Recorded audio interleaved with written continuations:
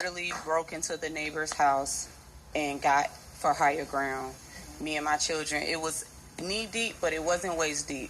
But I had to literally break into the neighbor's house to get higher level.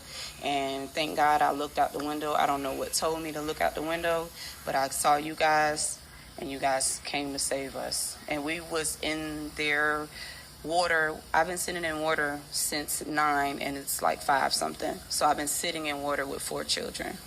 With flooding like this at the home